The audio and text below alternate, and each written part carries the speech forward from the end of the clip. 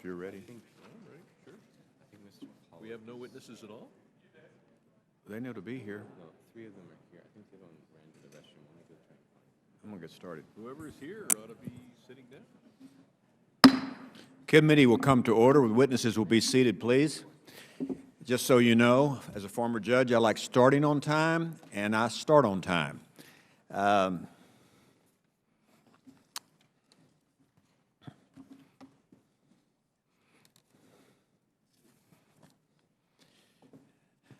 Without objection, all members may have 5 days to submit statements, questions, and extraneous materials for the record, subject to the length limitation in the rules.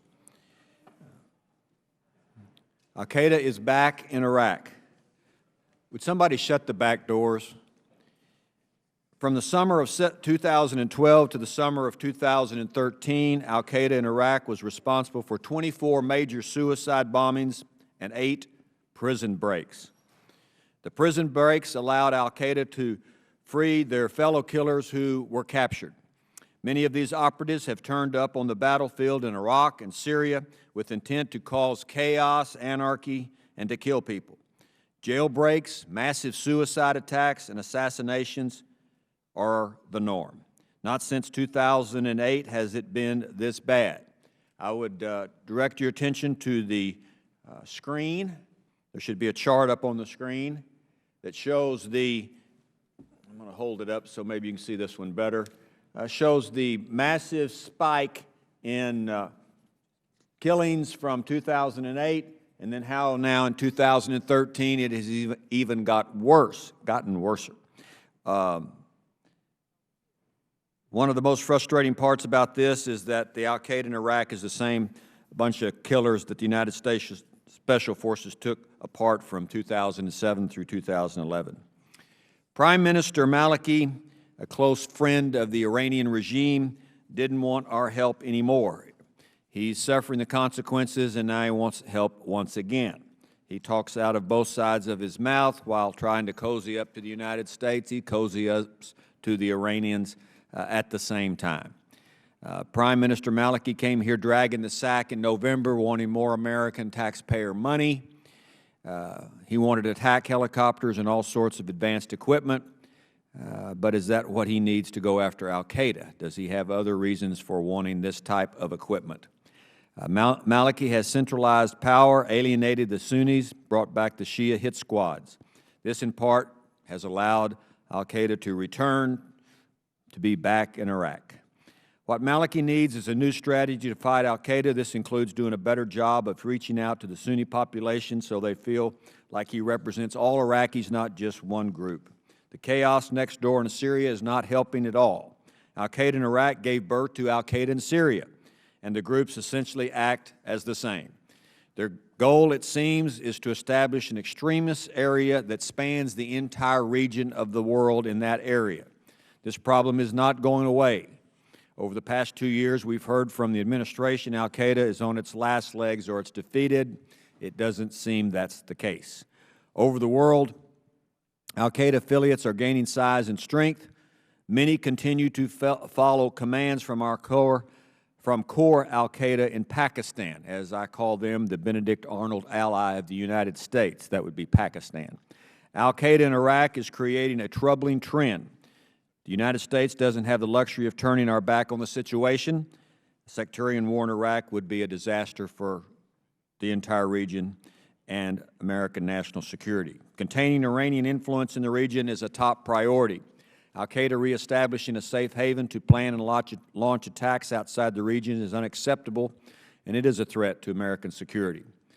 Maintaining the free flow of oil to the global market out of Iraq is essential. In fact, some worry that Al-Qaeda in Iraq could hit the Iraqi oil infrastructure to weaken Baghdad.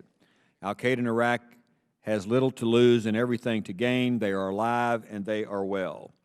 We are here today to learn from our experts about Al-Qaeda in Iraq, its resources, its strategy, its tactics, and what we're going to do about it, if anything. I look forward to the testimony, and I now yield time to the ranking member, Mr. Sherman from California. Judge, thanks for convening these hearings, and thanks for starting on time.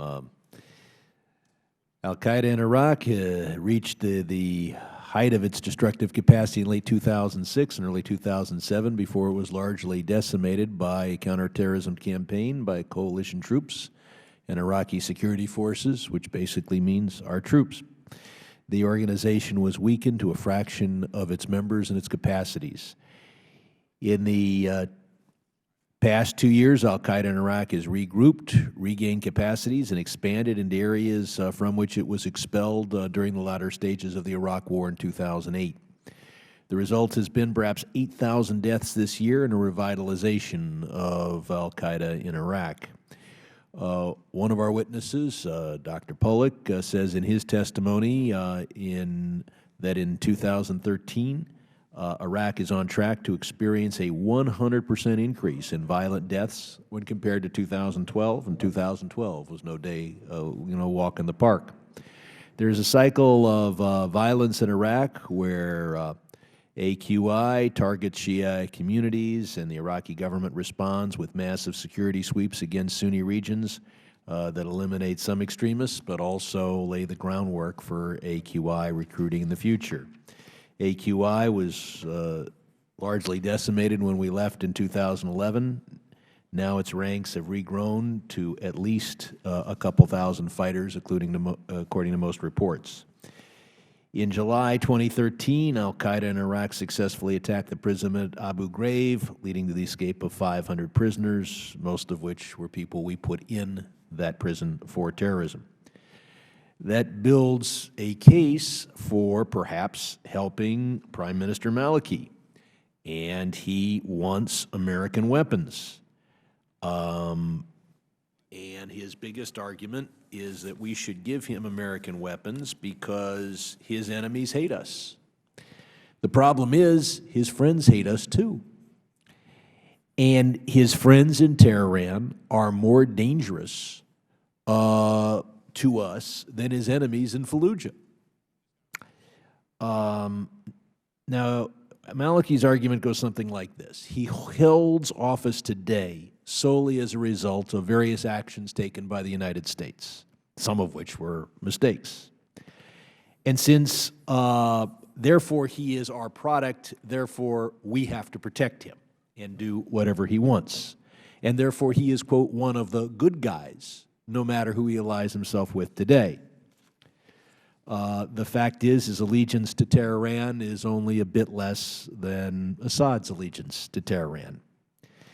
But Maliki's argument goes something like this. Since he has been the beneficiary of a series of American mistakes in the past, we have a legal duty to continue to make mistakes for his benefit in the future. If we're going to provide him with weapons, there ought to be at least 4 conditions. The first is that he start trying to reach a compromise with at least some elements of the Sunni community. He has taken provocative actions against Sunnis, such as postponing elections in Sunni regions and forcing prominent Sunni politicians out of the government. He shouldn't be seeking the best deal he can for the Shia community. He should be seeking a peace that would benefit not only him but the United States. And he needs to allow proper Sunni representation in his government.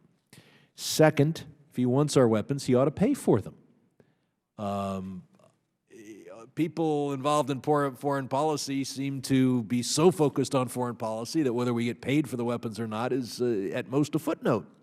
The fact is, Iraq has plenty of oil now. We'll have even more oil in the future. They've got enough cash to pay for the weapons now, and they can certainly borrow in the international markets, and at very minimum, they can agree to pay us later in cash or in oil. Third, he's got to stop Iranian flights over his airspace into Syria. Now, he'll say, well, then give me an air force. We don't have to. All he has to do is authorize the Saudi, the Turkish, or the American Air Force to ensure that his airspace is not used wrongfully by Iranian thugs transiting to Damascus so they can deploy and kill as many innocent people and some non-innocent people in Syria. And finally, he's got to focus on the hostages from Camp Ashraf and the human rights of those in Camp Huria, also known as Camp Liberty. These are international responsibilities that he has.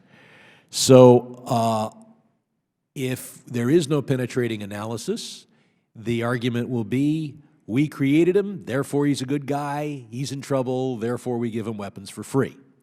That is the default position of our foreign policy. My hope is that through this hearing and other forums, we're able to penetrate a little bit more deeply. I yield back. I thank the gentleman. Chair will recognize the gentleman from, the gentlelady.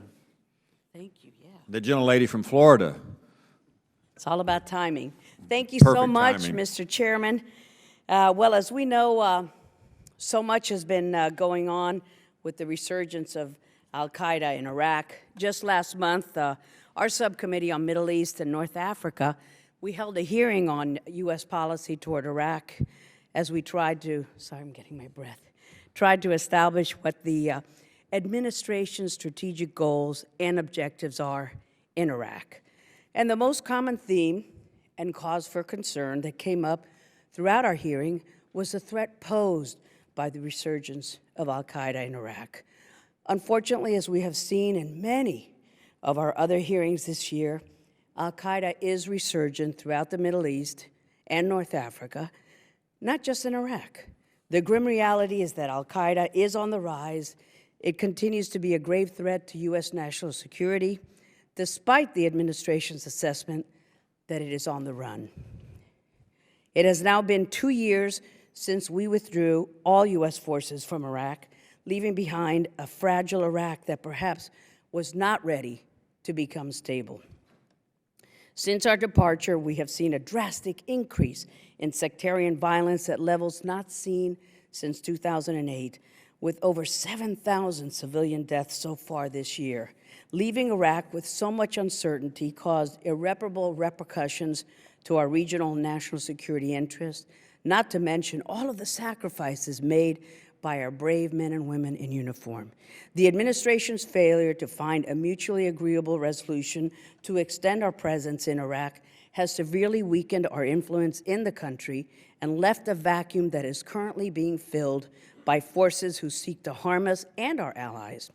On one side, we see a growing Iranian influence in Iraq as the regime in Tehran strengthens its ties with the Maliki government. Nowhere is this more evident than with the unwillingness of the Iraqi government to halt the Iranians from using Iraqi airspace to ship Assad and his regime weapons, supplies, and even Iran's Revolutionary Guard Corps, RRGC, members to fight along with Hezbollah and Assad's forces. On the other hand, we have seen a dangerous rise in extremism as we witness a clear resurgence of al-Qaeda in Iraq, AQI, also known as the Islamic State of Iraq and al-Sham, ISIS, and other groups, due to the fact that the Iraqi security forces are struggling to combat these extremists, and their government is not willing to be tough on the Iranian regime. AQI took advantage of the uncertain security situation created by the U.S. disengagement in Iraq and reemerged stronger, more popular than before the surge. Viewed as a theater of jihad, Iraq, along with Syria, has been among one of the top destinations for foreign fighters who seek to engage in jihad. These foreign fighters pose a serious threat to our national security, that of our regional allies and beyond, and may soon be able to create a large safe haven that spans from Syria to Iraq due to the instability and lack of security in both countries. Not only do these fighters threaten our European partners, where many of these foreign fighters come to train, to wage jihad, and then take what they learn back to their home countries, they also threaten our friends and allies in the region, like Israel, Jordan, the UAE, who all fear that the extremists will soon turn their attention toward them. It's important for the administration to not lose sight of what is going on in Iraq and the region. Instead, it must strategically implement clear, constructive, goal-oriented policies that are geared toward advancing U.S. national security interests in the long run. Thank you, Mr. Chairman, for the time. Thank the gentlelady. The Chair will now recognize other members for 1 minute. The Chair recognizes the gentleman from California, Mr. Vargas. Thank you, Your Honor. Thank you for the opportunity to speak here today. 2 years after the U.S. forces departed Iraq, al-Qaeda's influence and capabilities have grown significantly, particularly in the Sunni communities. The number of civilian casualties continues to rise, and al-Qaeda in Iraq remains a destabilizing force in the region through its support of terrorist networks. Iraq is in danger of becoming a failed state, and our national security interests are undermined by the growing insecurity of the Maliki government. I look forward to hearing from our panel of experts on the recommendations on how U.S. can play a strategic role in defeating al-Qaeda in Iraq. And thank you, and I yield back, sir. Chair will now recognize the gentleman from Illinois, Mr. Kinchinger. Well, thank you, Mr. Chairman. It's no secret I've been very critical of this administration in Iraq. As a veteran of Iraq, somebody that was there a number of times, I saw, frankly, the bravest political move, I think, in 50 years, the surge in Iraq, doing it in opposition to what many on Capitol Hill demanded of the president. The president decided to surge, send a message to the bad guys that not only is America not leaving, we'll never be defeated on the battlefield, and we're doubling down our commitment to Iraq. Unfortunately, this administration completely threw away that gain when we completely withdrew from Iraq. I think it's one of the most embarrassing and shameful foreign policy decisions that this administration has made, and I will continue to remain critical of it. When America retreats from the world, chaos follows. And when America retreats from Iraq, chaos follows. And what we're seeing was an American retreat followed by chaos. So I'm interested in finding out how we can stay engaged despite the difficulties we see there, and I yield back. Thank the gentleman. Without objection, all of the witnesses' prepared statements will be made part of the record. I ask that each witness remember that I like to start on time and quit on time. You have 5 minutes. I'll introduce each of the witnesses and then give them time for their opening statements. And once again, the members do have copies of your prepared remarks. Dr. Kenneth Pollack is a senior fellow at the Sabin Center for Middle East Policy. Dr. Pollack began his career as a Persian Gulf military analyst at the CIA and has served twice on the staff of the National Security Council. He's also been a senior research professor at the National Defense University and director of the National Security Studies at the Council on Foreign Relations. Jessica Lewis is the research director at the Institute for the Study of War. Prior to joining the Institute for the Study of War, she served 8 years on the active duty as an intelligence officer for the United States Army. Her military career includes 3 deployments to Iraq and Afghanistan, where she served as tactical, operational, and theater-level commands. She has twice been awarded the Bronze Star Medal for her impact on operations. Ms. Lewis, as a side note, thank you for your service in the military. Dr. Michael Knights is the Laffer Fellow at the Washington Institute for Near East Policy, specializing on Iraq and the Kurdistan regional government. He's worked almost exclusively on Iraq for the last 15 years, working in every Iraqi province and most of the country's 100 districts as an advisor to government, military, reconstruction agencies, and the oil sector. Dr. Daniel Byman is a professor in the Security Studies program at Georgetown University School of Foreign Service and the research director for the Sabin Center for Middle East Policy at the Brookings Institution. Dr. Byman previously served as professional staff member with both the National Commission on Terrorist Attacks on the United States, that's the 9/11 Commission, and the Joint 9/11 Inquiry staff of the House and Senate Intelligence Committees. We have an excellent group of panelists today, and we will start with Dr. Pollack. You have 5 minutes. Thank you, sir. Mr. Chairman, Madam Chairman, Congressman Sherman, distinguished members, thank you very much for affording me this great honor in addressing you today on this extremely important topic. I'd like to focus my remarks on the strategic context that has produced the resurrection of al-Qaeda in Iraq, in the expectation that my very able colleagues will be better able to handle the tactical aspects and the technical aspects of that resurgence. I'd simply like to make 4 remarks about what we're seeing in Iraq.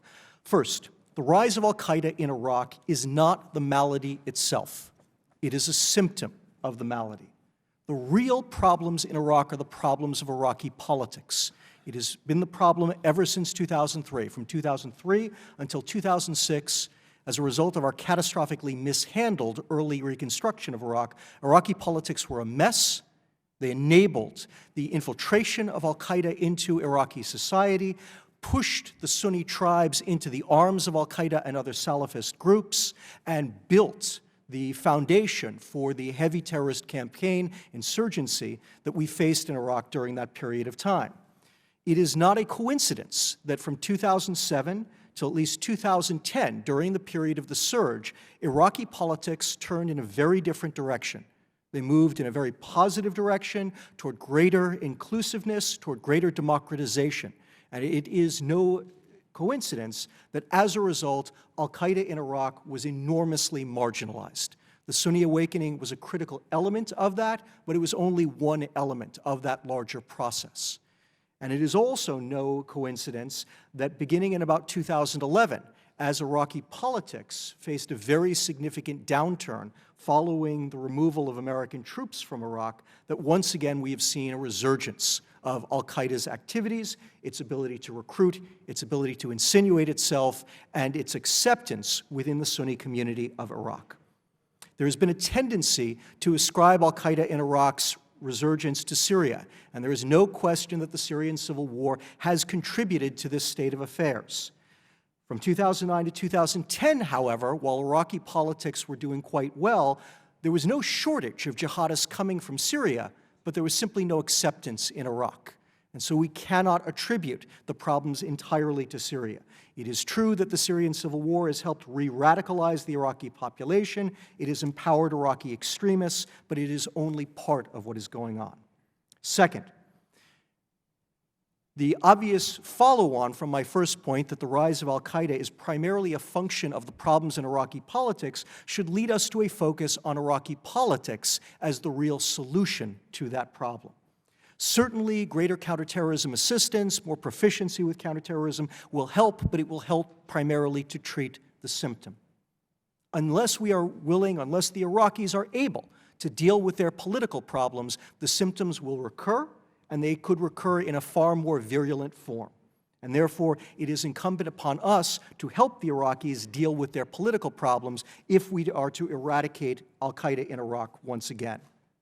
And this focuses on bringing the Sunnis back into the government and rebuilding the power-sharing arrangement that the United States brokered as part of the surge in 2007-2008. Third, the upcoming elections in Iraq could turn Iraq in a more positive or a potentially much more negative direction. In particular, if Sunnis and other Iraqis who feel marginalized believe that they have political recourse to address their grievances, they will be far less likely to support both actively and passively groups like Iraq. But unfortunately, the opposite is also true. And if the elections produce an outcome that Sunnis and others believe has further alienated them, made it more difficult for them to address their grievances through the political process, it is likely that they will more closely embrace al-Qaeda and other radical groups, and the violence will worsen. And finally, it is important to remember that while American influence in Iraq has waned, and has waned quite considerably, it is not non-existent. We still do have levers of influence with the Iraqis, and what is more, we could rebuild our influence further, in particular by conditioning our aid in exactly the manner that Congressman Sherman described in his opening remarks. There is a great deal that the Iraqis still want from us, and all of that Iraq wants from us is a source of leverage that we could be employing without a dramatic increase in our actual funding of Iraq, but that could nevertheless make a very important impact on Iraqi politics and therefore on al-Qaeda in Iraq. Thank you very much. Ms. Lewis. Good afternoon, Mr. Chairman, Mrs. Chairman, Mr. Ranking Member, and distinguished members. It is an honor to speak to you today, and I thank you as well for your service. Al-Qaeda in Iraq is resurgent. As you have mentioned, levels of violence in Iraq this year compared to 2008, according to multiple sources. The pattern of car bomb attacks attributed to al-Qaeda in Iraq compared to early 2007. These attacks are not haphazard, instead demonstrating clear patterns in operational intent, as well as a sophisticated military bureaucracy that can design, resource, and execute phased military campaigns. It is necessary to observe their capabilities and organization, as well as their expressed goals, in order to estimate what threats al-Qaeda may pose to governments in the region and ultimately to U.S. interests. The two al-Qaeda campaigns I will discuss are the Breaking the Walls campaign from July 2012 to July 2013 and the ongoing Soldiers Harvest campaign. The testimony I provided reports extensively on the former to support the conclusions I will address here. The first, the Breaking the Walls campaign was executed primarily through al-Qaeda in Iraq's signature weapons system, the Vehicle-Borne Improvised Explosive Device, or VBID, which is a highly specialized and signature car bomb. The campaign involved two main objectives: to reconstitute the veteran al-Qaeda network in prison in Iraq, as mentioned, and to target Shia civilians in order to stoke sectarian war. Al-Qaeda in Iraq was successful at both. Two prison attacks resulted in mass prisoner release, including the most recent Abu Ghraib attack. The wave of car bomb attacks against Shia civilians escalated dramatically in February of this year, and by May, there were indications of Shia militia remobilization in Baghdad. The waves of car bombs showcased al-Qaeda in Iraq's robust supply chain and specialized weapons skills. The second campaign, the Soldier's Harvest, involves two new objectives: to target the Iraqi security forces directly and to establish control of terrain in Iraq as well as Syria. The Iraqi security forces are now targeted in their homes as an intimidation tactic. They are also being targeted through combined arms attacks upon security compounds, particularly in Kirkuk and Anbar provinces. The attacks upon hardened facilities are complex, involving car bombs, indirect fire, small arms fire, and they represent al-Qaeda's contest for control of terrain in Iraq. As of November 2013, there are indications that al-Qaeda is moving to establish control in southern Nineveh province, in Diyala province, and northern Baba province, along with multiple locations in Syria, including northern border towns in areas around Aleppo city. The control of terrain serves more than a military purpose. Al-Qaeda in Iraq's goals include governance, which also extends to Syria. In April of 2013, the organization's leader, Abu Bakr al-Baghdadi, announced the establishment of the Islamic State of Iraq and al-Sham, referring to Iraq and Syria. This indicates not only that al-Baghdadi's goal is the establishment of an Islamic emirate, but also that he envisions his emirate as transnational, spanning territory in Iraq as well as Syria. It is likely that al-Qaeda's military resurgence in Iraq was made possible because of the war in Syria as well as political conditions in Iraq. But given the attention that al-Qaeda continues to direct to attacks in Iraq, it is also likely that al-Qaeda's military achievements in Iraq have allowed it to assert greater control over territory and organizations in Syria. As the moderate opposition in Syria falters, al-Qaeda in Iraq stands to gain without rivals to limit its advances on that front. In Iraq, the Iraqi security forces are mobilized to fight al-Qaeda, but their operations are not succeeding, and al-Qaeda's operations are driving security force response. Al-Qaeda in Iraq's resurgence poses a direct threat in the region in two ways that I see. First, al-Qaeda establishes control of terrain. It does so at the expense of state legitimacy, which extends conditions of lawlessness from Syria to Iraq and further threatens Turkey, Jordan, and other states in the region. Second, al-Qaeda's campaign against Shia civilians and holy sites in Iraq escalates regional sectarianism and necessarily evokes Iranian concern. In this way, al-Qaeda in Iraq accelerates other regional threats. Aside from associated threats to U.S. interests that are physically located in the region, the greatest threat that al-Qaeda in Iraq poses to U.S. security today is the military professionalism of the foreign fighter network, as mentioned, which connects al-Qaeda's affiliates globally. Foreign fighters in Iraq and Syria today are learning al-Qaeda in Iraq style of warfare and potentially forming strong bonds. If these fighters return to Africa, to Chechnya, to Europe with experiences and relationships in hand, they will pose new threats. They may precipitate attacks in the West. At this time, al-Qaeda in Iraq has not voiced the intent to target the U.S., which has been interpreted to mean that it should be a lower priority terrorist threat. While it is likely that the broader al-Qaeda network benefits from al-Qaeda in Iraq's success, which should concern us, it is also important to recognize that al-Qaeda in Iraq is not solely operating as a terrorist organization. It is operating like a military vanguard, and it is necessary to evaluate the threat to the region and to the U.S. that an al-Qaeda-led emirate in Iraq and Syria may pose. Conditions point to their increased strength over the coming year, making this goal a greater concern. I yield back to you, Mr. Chairman. Dr. Knights, you have 5 minutes.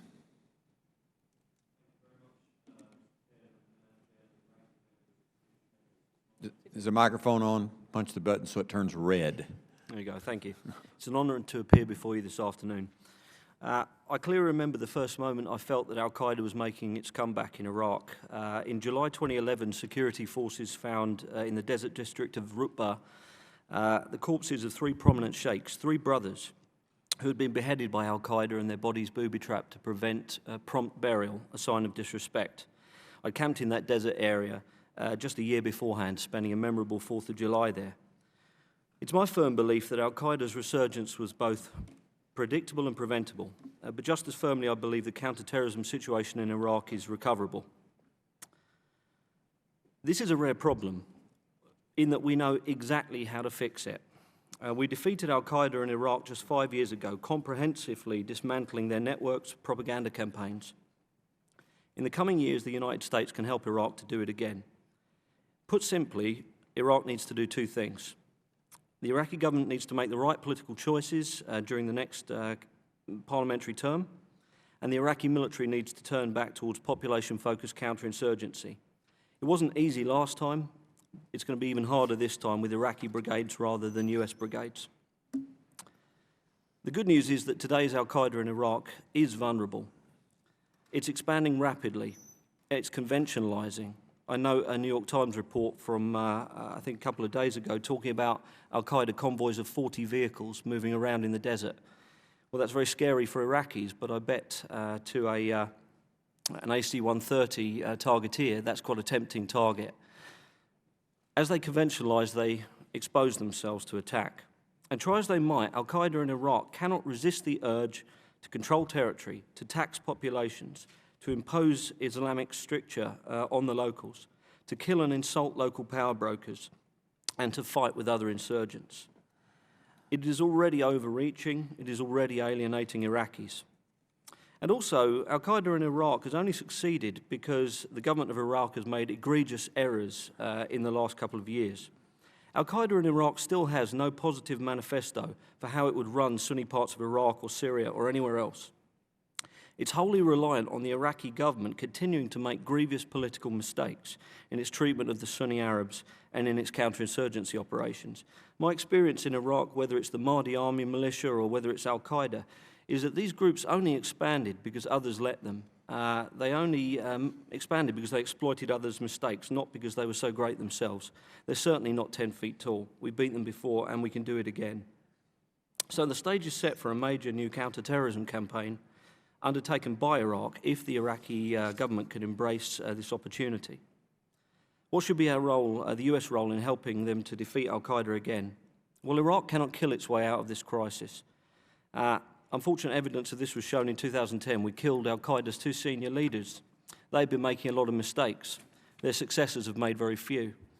Al-Qaeda has a strong, believable narrative at the moment, and this is what we've got to break down. This narrative is that an Iranian-backed, Shiite-dominated government in Baghdad is determined to collectively punish the Sunni Arabs, and that the only force capable of resisting the government and avenging the Sunnis is al-Qaeda. This narrative has to contain fewer seeds of truth than it does today if al-Qaeda's in Iraq's growth is to be checked. What can the US do?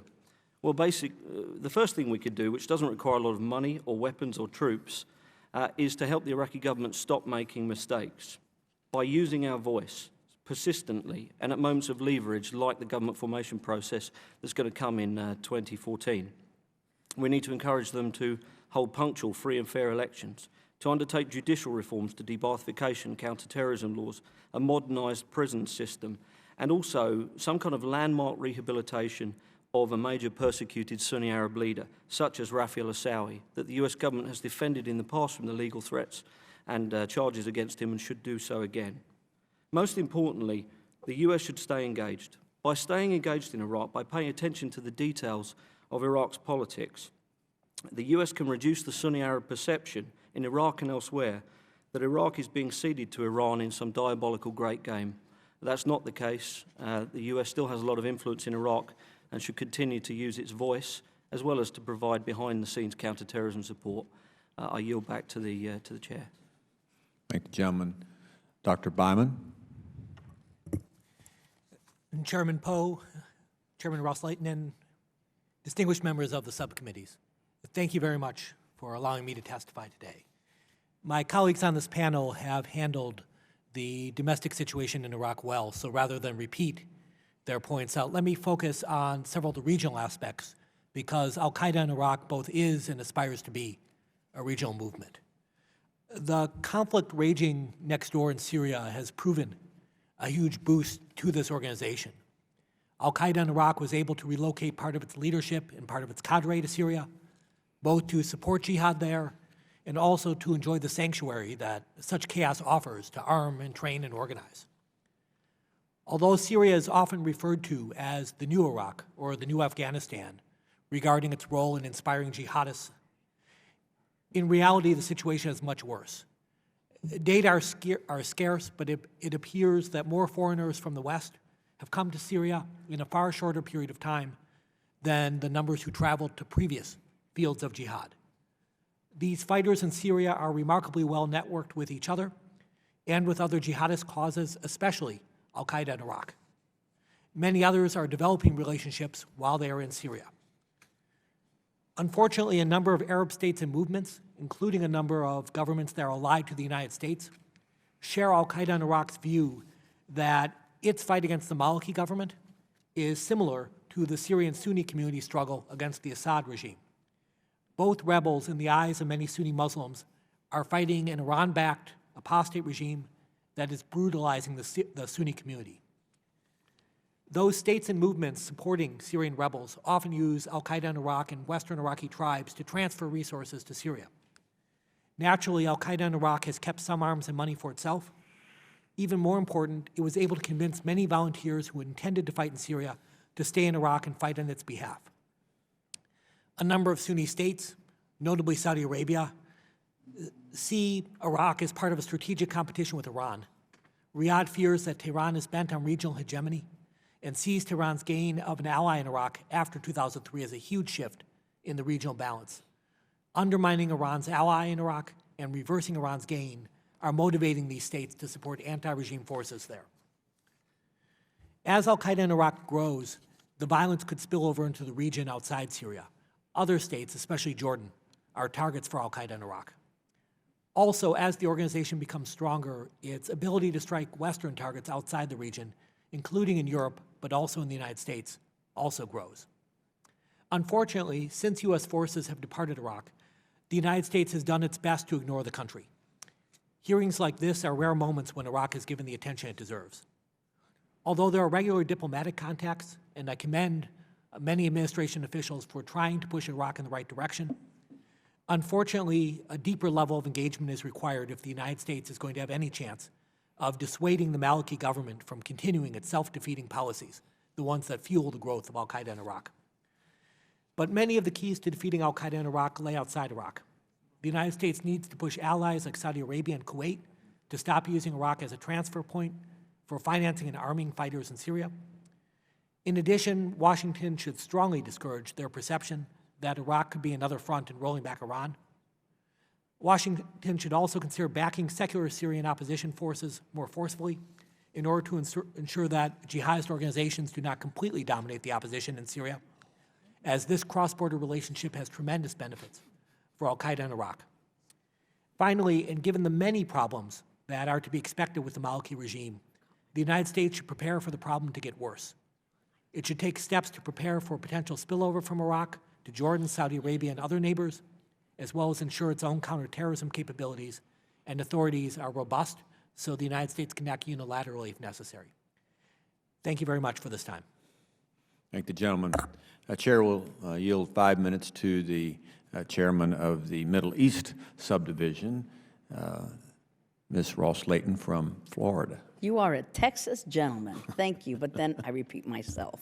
Thank you. I caught my breath, so thank you so much. Well, as the hearing is entitled, as you know, there is a resurgence of al-Qaeda in Iraq, and that has not been the narrative from the administration. And in fact, we hear little about how the administration plans on fighting al-Qaeda in Iraq and throughout the region.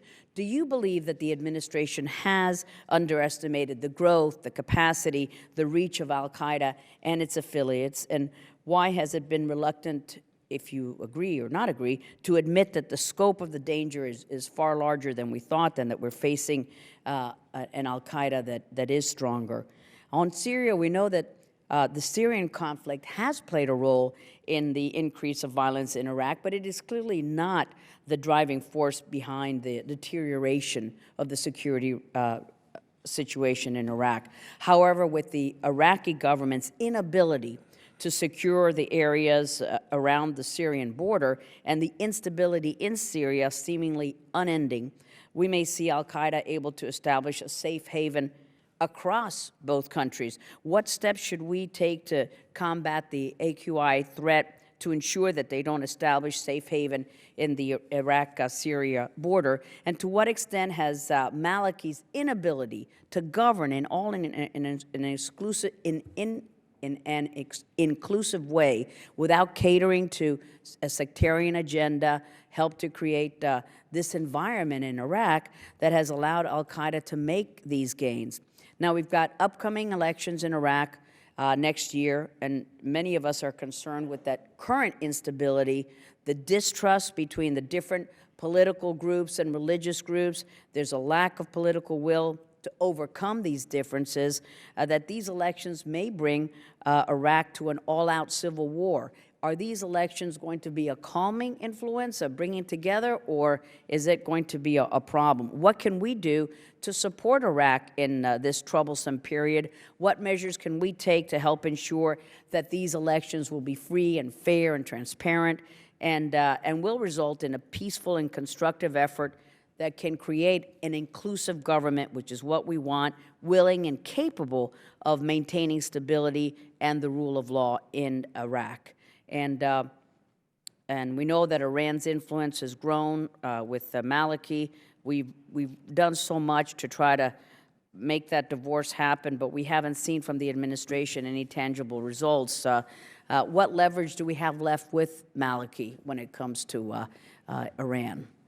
That's a whole lot of stuff.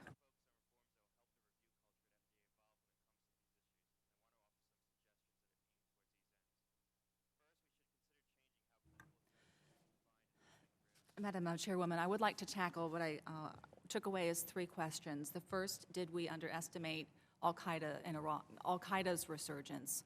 While we're talking about this topic, there is still a narrative that perhaps al-Qaeda has been defeated. And I think, for me, the principal question is, what is the relationship between al-Qaeda in Iraq and al-Qaeda core, and what does that tell us about what will happen to the broader al-Qaeda network if al-Qaeda in Iraq becomes stronger in Iraq as well as in Syria? And I think that over the course of this discussion, we've framed very well that one of the principal concerns that connects all these things is the draw of foreign fighters globally to the fight which al-Qaeda in Iraq is leading in Syria as well as Iraq. So yes, I think that it does make the And the foreign fighters has been, okay, so 1 minute. Have at it. Dr. Byman? Yeah. I think the reasons why the administration has downplayed this, to me, are relatively clear. I would emphasize 2. One is the answers are very, very difficult in terms of actual solutions. U.S. influence is present but limited, and many of the things we may try may not work. But more important, I think there is very little domestic support for a strong re-engagement with Iraq, and the administration is sensitive, even though that's what's necessary if we're going to fix things. It requires taking action in Iraq, it requires taking action in Syria, and I think the administration is sensitive to the lack of American public support for that. I'll tackle 2 points. Back in late 2010, early 2011, it was extremely difficult to get anyone to take the beginning of the resurgence of al-Qaeda in Iraq seriously. And that's the opportunity that we missed here with the administration. At that point, nobody wanted to accept that Iraq was not in a fit state to hand off. Thank you. Thank you. And I'm out of time. I apologize. Thank you so much, Mr. Chairman. Thank you. Ranking member. Chair will yield 5 minutes to the ranking member, Mr. Sherman. Thank you. One of the things I've learned from this hearing and a host of other hearings in this room is that we have to resist the Pentagon's desire to pivot toward Asia.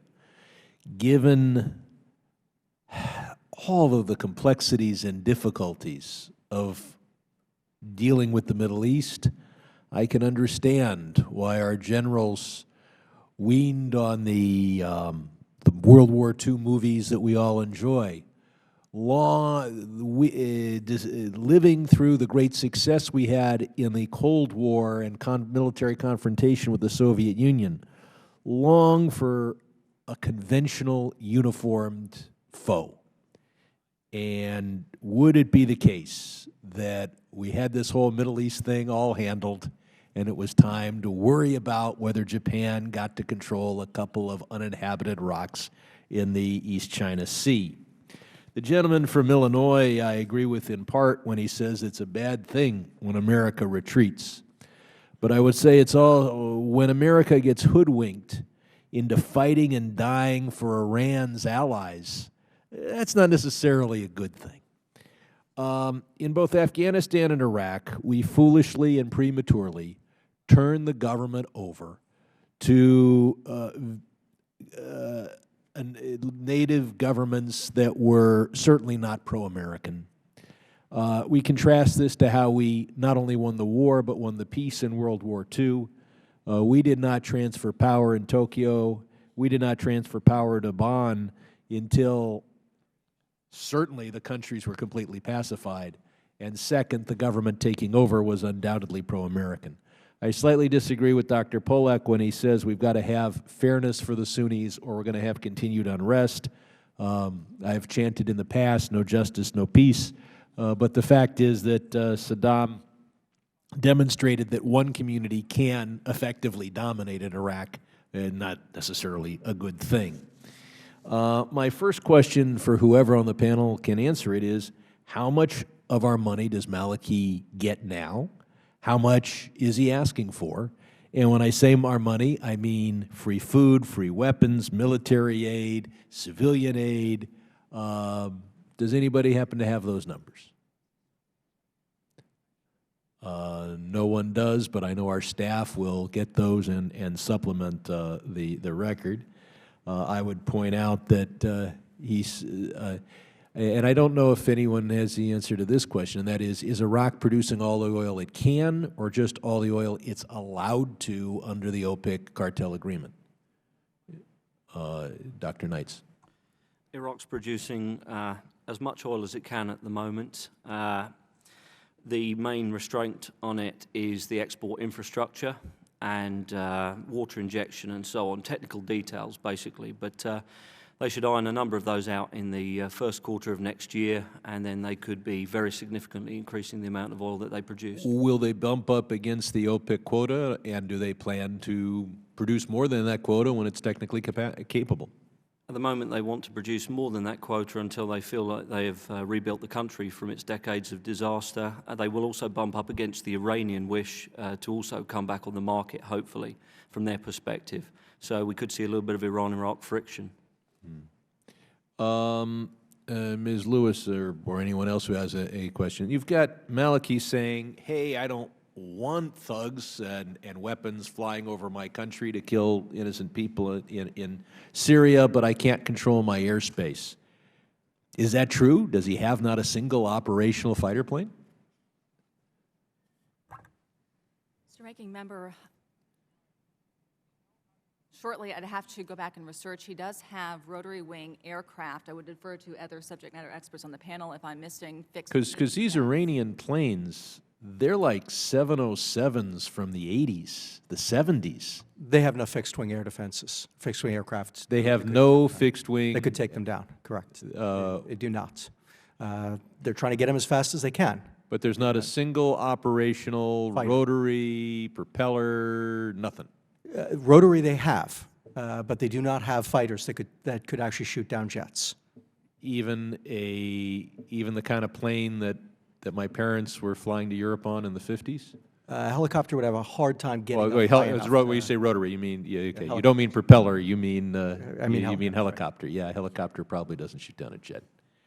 I'll just point out that they could, of course, invite the United States to patrol their airspace, and I don't know if Dr. Knights has a comment. But just a very quick one, which is that the Iraqis had no problem whatsoever closing their airspace to the Turkish energy minister just over a week ago. So it's really about political will, not whether they can shoot something down.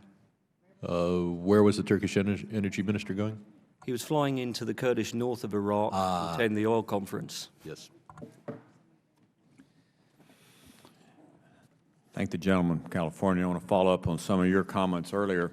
When I was in Iraq a couple of years, a year and a half ago, Prime Minister, I asked him the question about the oil and how about paying for some of this nation-building, military, all the things America's doing. And he literally was very vocal about that Iraq would not pay the United States a dime for helping them liberate their country and rebuild their country.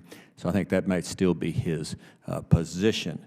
I'd like to look at this a little bit bigger. No question about Iraq is back in, al-Qaeda is back in Iraq.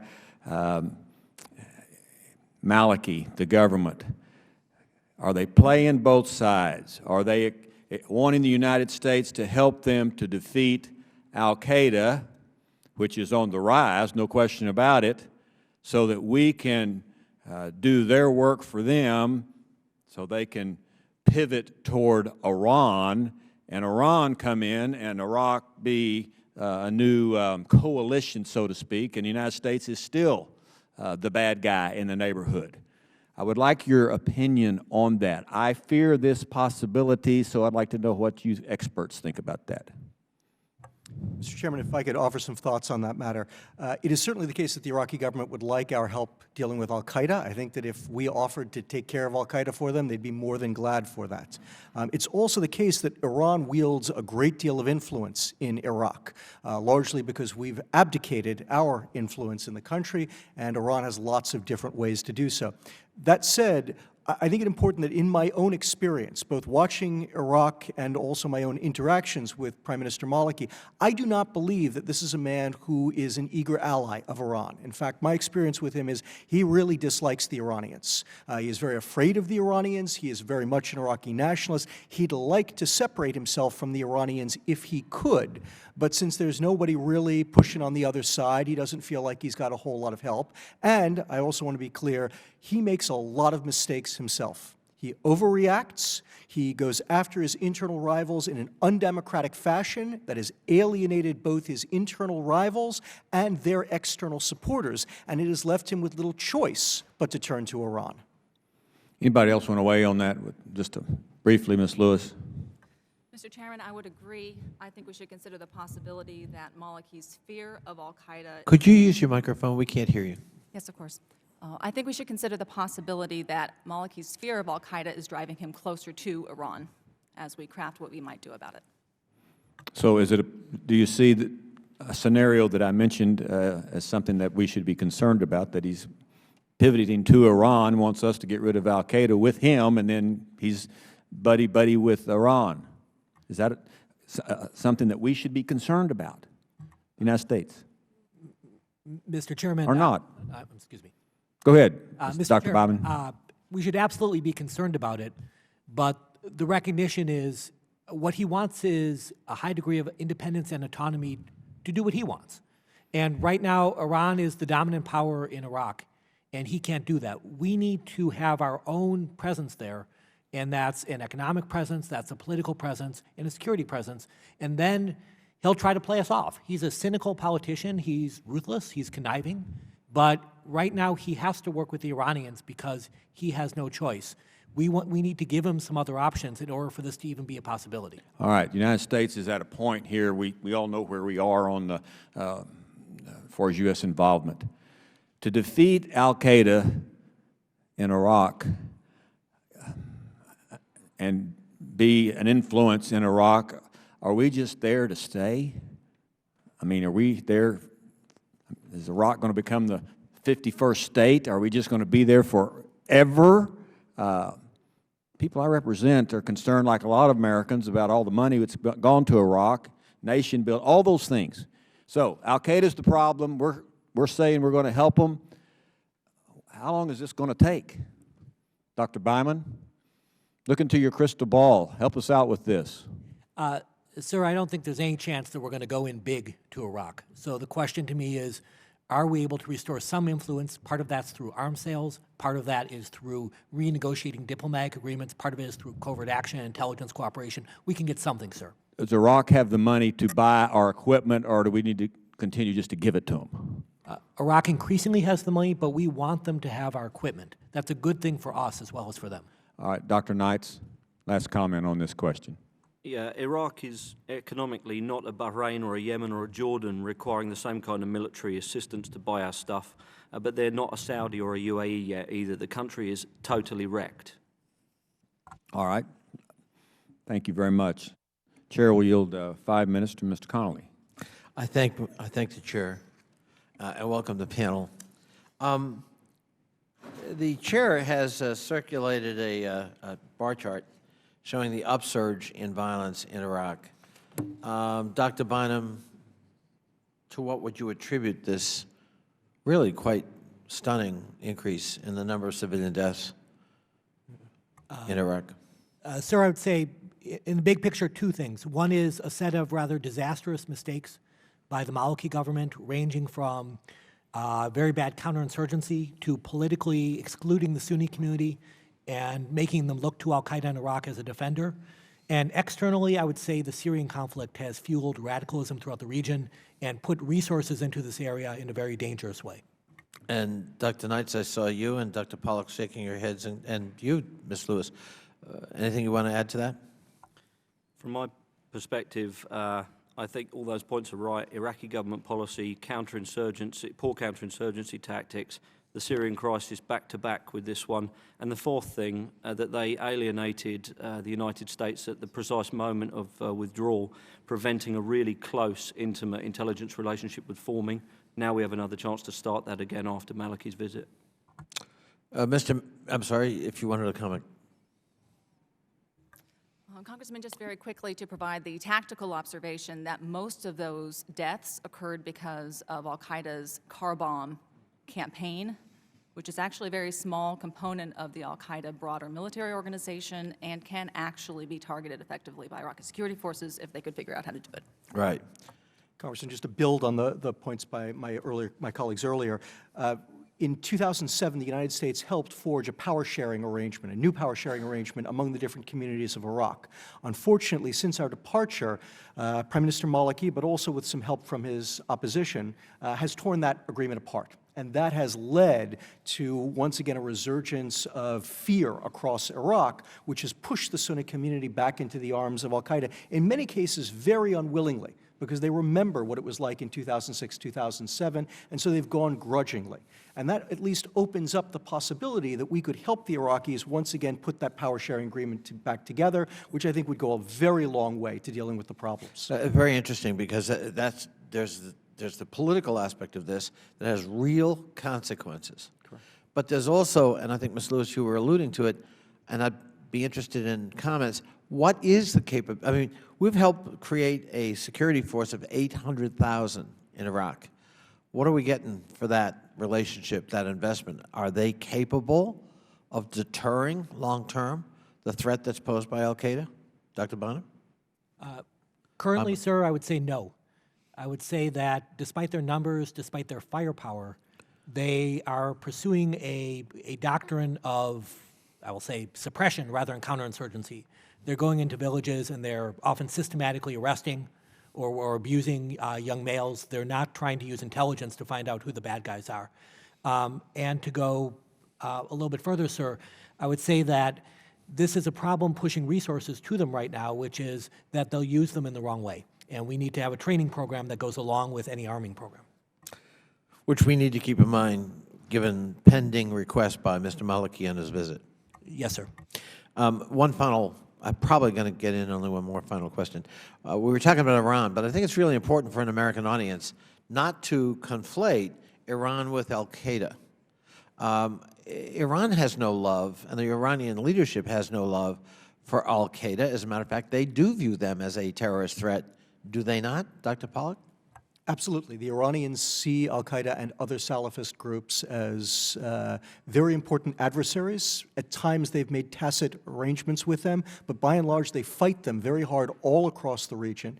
And I think that they are quite concerned about the rise of al-Qaeda in Iraq. But what's been interesting is that the Iranians have been among those who have been urging restraint on various Iraqi groups because they are afraid that this resurgence in violence will push Iraq into civil war, something that they don't want to see either. It's one of these strange areas where our interests and Iran's are at least in confluence. If the chair would allow the rest of the panel just to comment on that, I'd appreciate it. You may. I thank the chair. I think there's been quite a lot of tactical cooperation between the Iranians over the years, but ultimately agree with Dr. Pollock that they're not aligned strategically. Sir, there's a tremendous anger on both among broader Shia populations and broader Sunni populations towards each other. And the sectarianism of the Civil War, the horrific images that are circulated on social media, have made it hard for open and close cooperation, and in fact have pushed both sides farther apart. We saw last month the bombing of the Iranian embassy in Lebanon. And it's still a bit murky who is behind it, but the leading suspects seem to be Sunni jihadists of the sort linked to al-Qaeda. This is a very bad relationship, even though there is tactical cooperation.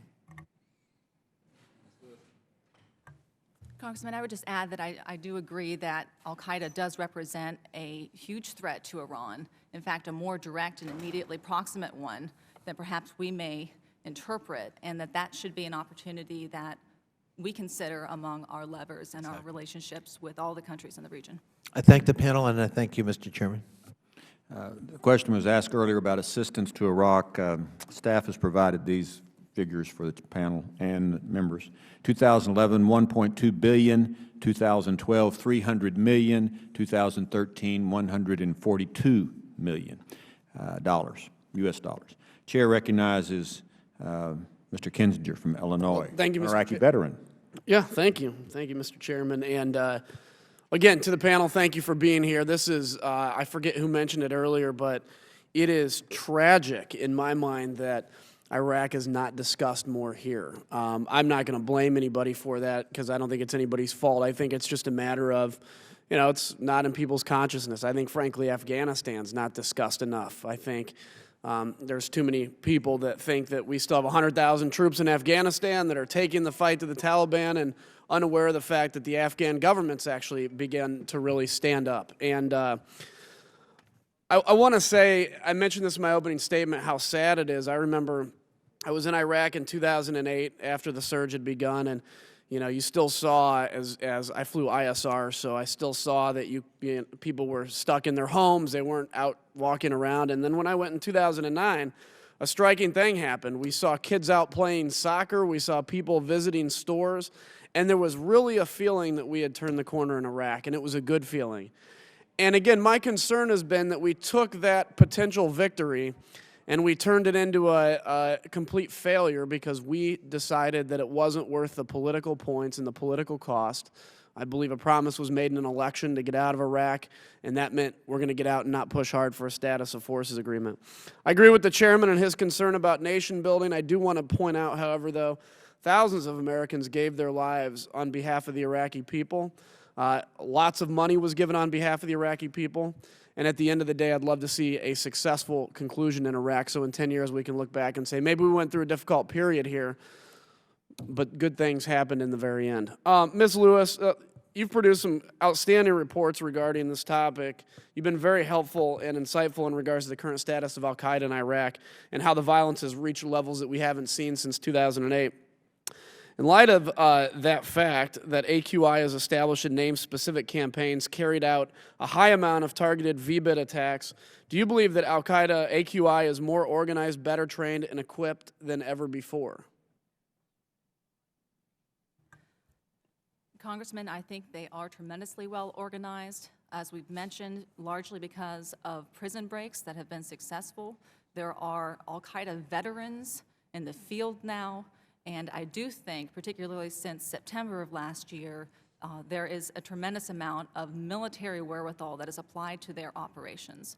I think they are leveraging old weapon systems that they used before, and that they are maximizing the effects of these car bombs specifically, and that if that capability were to go away, they would be overall much weaker. So, yeah, and they don't have the threat of American troops, and so it gives them kind of a freedom to breathe and operate and plan and coordinate. Let me ask the panel, and then I'll yield back when I'm done asking the panel. We'll start with you, Dr. Pollack. Can you explain to the American people, explain to us how the threat of al-Qaeda in Iraq actually is a threat to the American homeland? Sure, I will start by saying that there is obviously a direct threat and that al-Qaeda has attacked the American homeland. It is one of the very few groups or nations that has been able to do so successfully. And what we learned from Afghanistan is if we allow them to recruit and build up a base, they will bring the war to us if and when they can. Beyond that, though, we should also keep in mind another point that you were getting at, Congressman, which is they are trying very hard to create a civil war in Iraq. That is their goal. They want a civil war in Iraq. If they create a civil war in Iraq, it is likely to affect Iraq's oil exports. Iraq is now the second largest producer in OPEC. Much of the expectation of future production in the world is going to come from Iraq. That will hurt oil prices globally, and that will affect the American economy. Thank you. I'll just ask the Dr. Knights and Dr. Byman, if you don't mind answering that briefly. The threat to the homeland. So just a brief one. We saw with al-Qaeda in the Arabian Peninsula and Yemen that once a al-Qaeda franchise gets to a certain level of ambition and size, sometimes it turns towards homeland attacks against the US. There's a lot of rivalry between al-Qaeda in Iraq and rival groups in Syria like Jabhat al-Nusra. If you want to raise your profile and be the clear leader, one way to do that is to attack the US homeland. Dr. Byman? I would agree with that and simply add that this is an organization that poses not only a threat to the homeland, but to U.S. interests more broadly. And that includes interests in Iraq, but includes interests in the region. A number of the states are close U.S. allies, and it's an enemy of all of them. Thank you. And I just in my brief 10 seconds left, I just want to say to folks that are watching this hearing, that's the importance of what we're talking about. This isn't just about wanting to say we won in Iraq. This is about protecting the homeland, protecting America, and looking back in 10 or 20 years without regrets and not looking back and saying that we had an opportunity and we completely failed. So thank you for being here, Mr. Chairman. I'll yield back. I thank the gentleman for his excellent questions. The chair will recognize the gentleman, Mr. Snyder from Illinois, for 5 minutes. Thank you, Mr. Chair, and again, thank you to the witnesses for being here. Dr. Pollack, you talked about the goal of al-Qaeda in Iraq, AQI, being a civil war in Iraq. We've seen this great increase in the numbers of civilian deaths, but, and I've spoken with some of the representatives from Iraq, that has not yet turned to sectarian violence. With all of the attacks, you haven't seen neighbors attacking neighbors. What do you see, and I'll open this to the whole panel, what do you see as the reasons why the sectarian violence this time around hasn't gone up commensurate with the terrorism, and what are the things we should be watching for to be prepared if it does start to turn? Congressman, I think this is an absolutely critical question because you're right. These levels of violence could easily have pushed the country into civil war already. I would identify 3 critical forces of restraint in Iraq, all of which have been important, but none of which may be permanent. The first of which I've already mentioned is the Iranians. For their own reasons, they don't want a civil war in Iraq. They've got a civil war in Syria. That's consuming them enough. They don't want a second one, especially one closer to home. A second one is the Kurds. At different points in time, the Kurds have played a more constructive or less constructive role. For now and for the past year or so, what we have seen is a Kurdish decision that creating problems in Iraq is problematic for them, and they have actually taken a number of important steps to help mollify the violence and to reach out to the government, which has been very important. And then the last one is that both sides, Sunni and Shia, are concerned that if there is a future civil war, they may not win. And that's another calculation, I think a critical calculation, which is true at this moment, but it may not last. The Sunnis believe that they have the help from the wider Sunni world, but they don't know what that means. And for the Shia, they know that they've got the numbers in Iraq, but the Iraqi security forces have performed fairly badly in recent months. And I think there's great concern on the part of the government about what would happen and how well they would perform if there were a larger war. Ms. Lewis, do you want to? Congressman, 2 things I would add quickly is that among the car bombs I tracked this past year, 19 of them targeted Shia mosques, and that this can have a very incendiary effect. As well, the majority of those car bombs targeted Shia neighborhoods in Baghdad repeatedly and aggressively, and at some point I am concerned that someone is going to step up to defend those neighborhoods. And this is the space that we're talking about that to me is actually very small between potential energy for sectarian violence and that possibly becoming virulent. Dr. Knights. We do see the beginnings of sectarian retaliation at very low levels, corpses with letters attached to them explaining exactly why they were killed in retaliation. But we're still down at around 1,400 incidents a month instead of the 6,000 we saw during the height of the Civil War. That's because most people have not got involved again back into the fighting. I put it down to 2 more local reasons: conflict fatigue. People know what a civil war looks like, and they're not sure they would win it. Everyone knows they lose from it. And secondly, the Shia now know that the Iraqi security forces retaliate on their behalf. So there is a large Shiite militia out there attacking Sunnis, and it's called the security forces. Sir, very briefly, I believe we're in a situation akin to Syria in early 2012, where we're seeing violence, and we're seeing it growing, and we're seeing a sectarian hue again. And my concern is that if you were to have hearings a year from now, a year and a half from now, we would be talking about the second sectarian civil war raging in the Middle East. I think all the trend lines are negative, and the points that my colleagues have raised about what's holding us in check, I think, are well taken. But I'm concerned that the direction is very much the wrong way. The fact that this has been growing for so long and that it hasn't gone to sectarian violence, however, I think gives us some space to work in.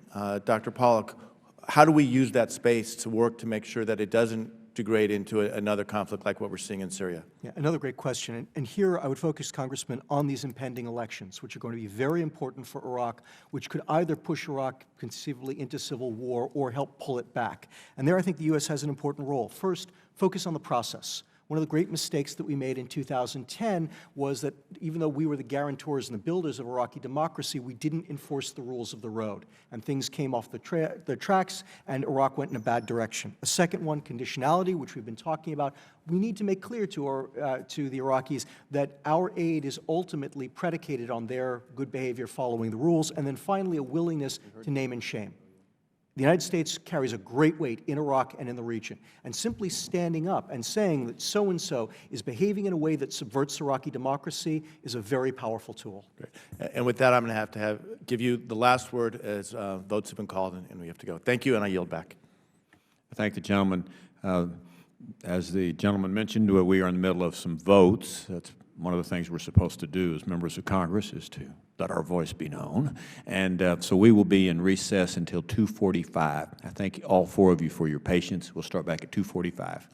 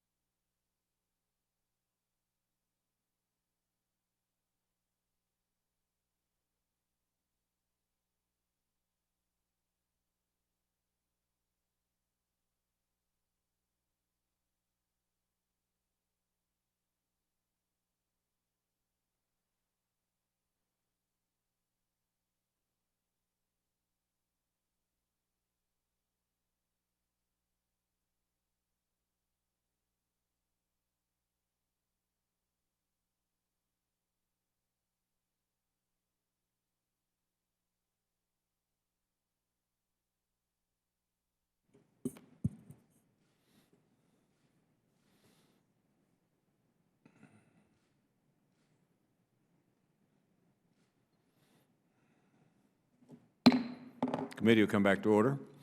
There are some more members coming their way. I'm going to take the opportunity to ask some more questions. And I appreciate your diligence in being here and coming back. How many al-Qaeda fighters are there in Iraq?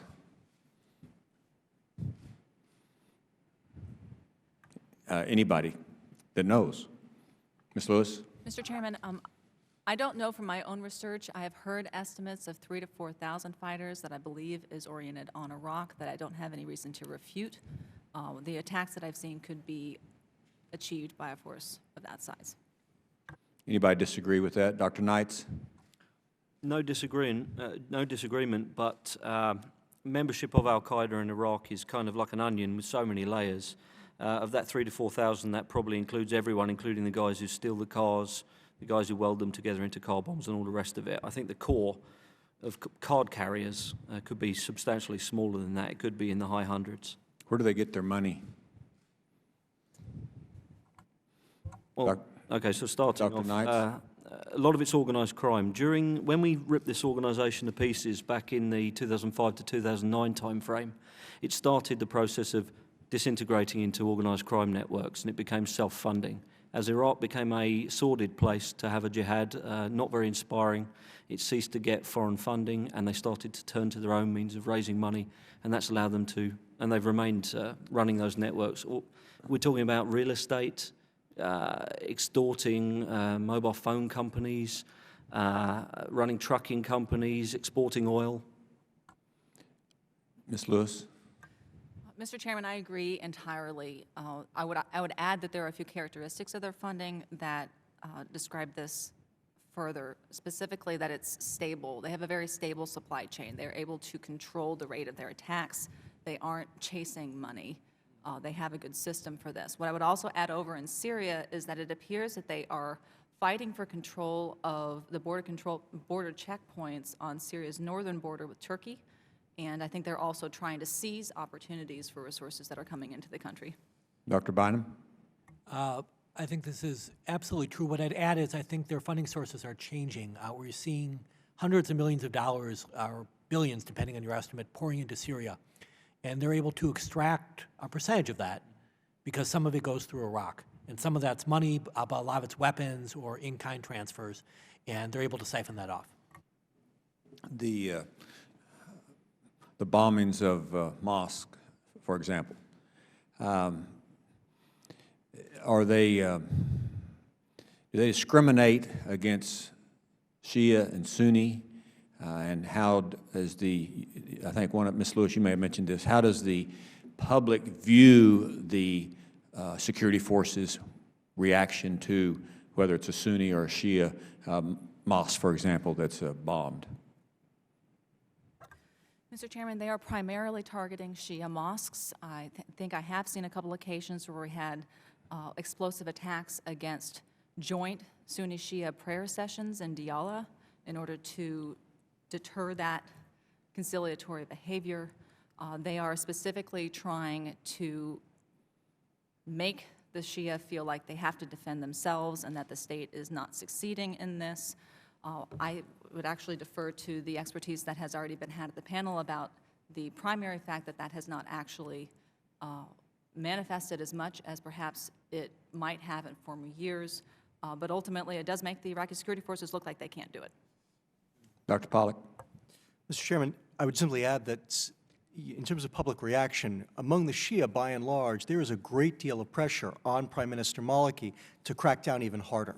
And we have seen large-scale operations into Anbar, into Salahuddin, into Diyala to try to go after these guys.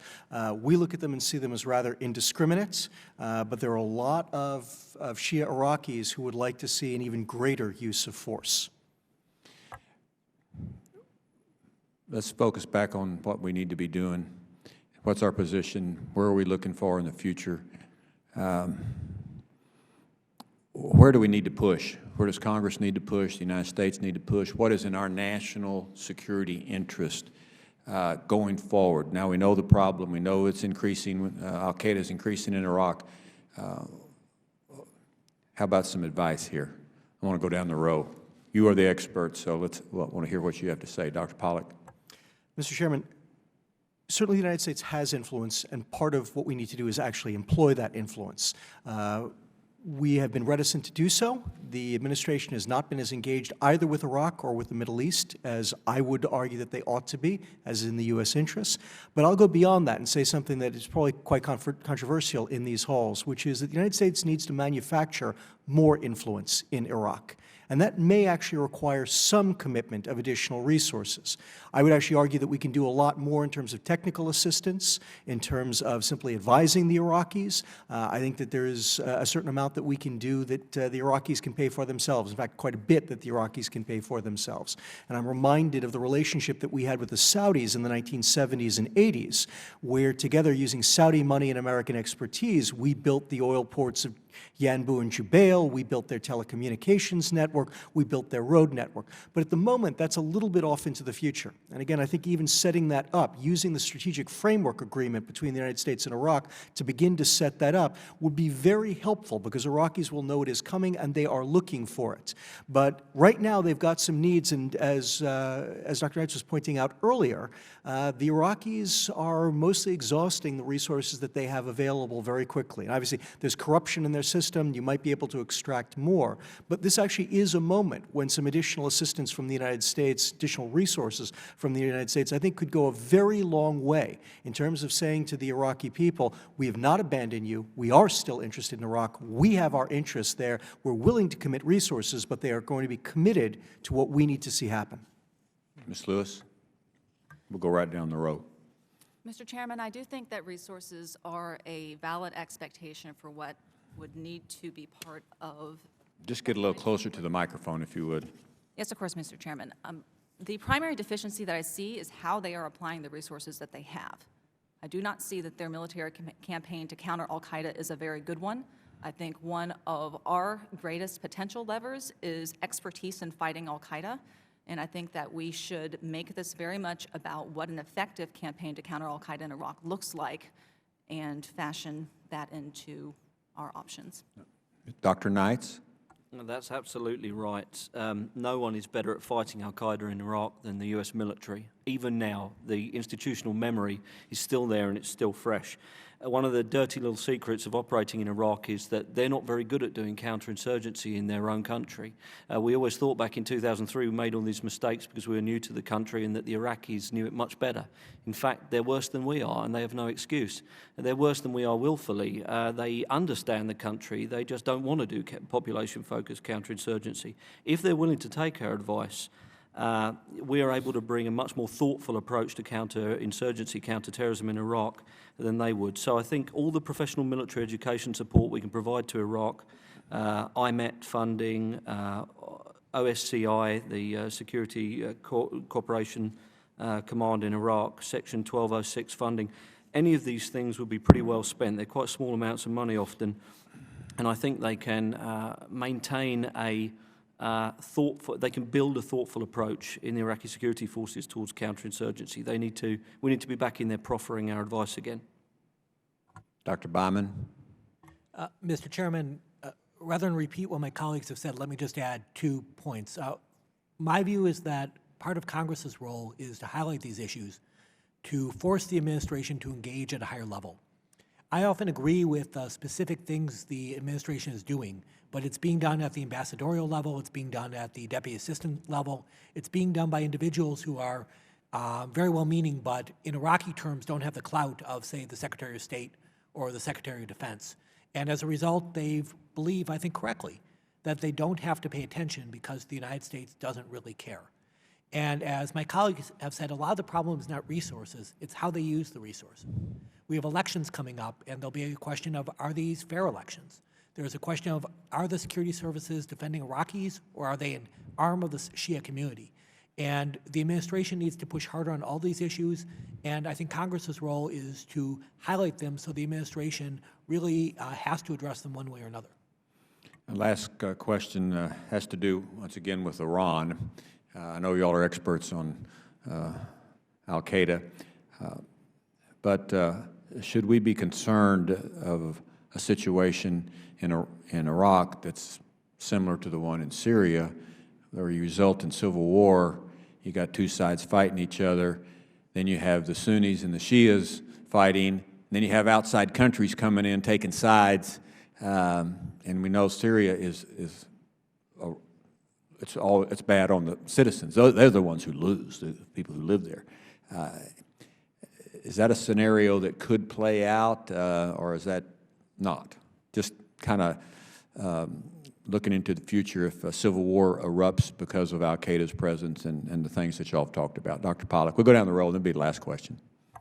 Mr. Chairman, I think that is a very important concern.